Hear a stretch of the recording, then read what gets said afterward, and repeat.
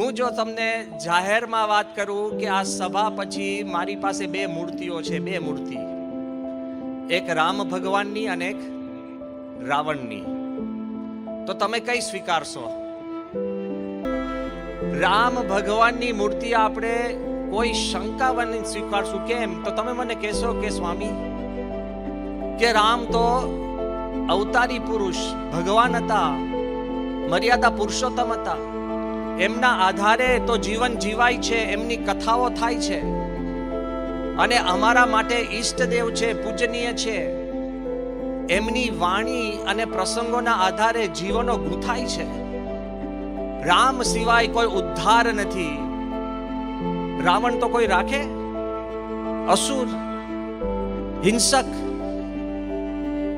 મૂલ્યહીન. રામ પાસે બધું જ છે, તો આપણે રામ જ રાખીએ ને. પણ પછી જે જાહેરાતની અંદર પેટા જાહેરાત થાય કે રામ ભગવાનની મૂર્તિ છે એ લાકડાની છે, કાસ્ટની, અને રાવણની 24 કેરેટ સોનાની છે, તો કઈ લેશો? જો બધા હસવા માંડ્યા ખરા. આપણે હાથ ઊંચા નથી કરાવવા. તરત જ તમે મારી પાસે આવીને મને સમજાવશો કે સ્વામી, હવે બિચારા રાવણને કોઈ રાખતું નથી, એકલો અતુલો. પણ હું રાવણ લઈને હું તો એને પીગાડીને રામ, સીતા, લક્ષ્મણ 3 બનાવવાનો છું.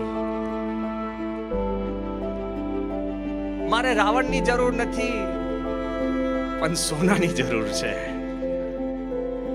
જો આપણે મૂલ્યની વાત કરીએ છીએ, પણ જ્યાં લોભ અડે છે ને, જ્યાં સ્વાર્થ અડે છે ને, ત્યારે આપણા મૂલ્ય ખસી જાય છે.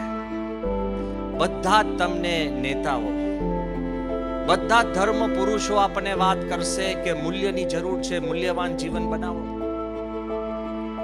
અત્યારે શિક્ષણની અંદર પણ મૂલ્યની જરૂર છે, ઘરની અંદર પણ મૂલ્યની જરૂર છે, દવાખાનાની અંદર પણ મૂલ્યવાન ડોક્ટરની જરૂર છે. હકીકતની અંદર હું વાત કરું છું કે બધી જ જગ્યાએ આપણને મૂલ્યની વાત બધા કરવામાં આવશે, પણ જ્યાં સુધી આપણા દિલની અંદર સ્વાર્થ છે, ત્યાં સુધી આ કથા પણ તમને નિસ્વાર્થપણે સમજાશે નહીં.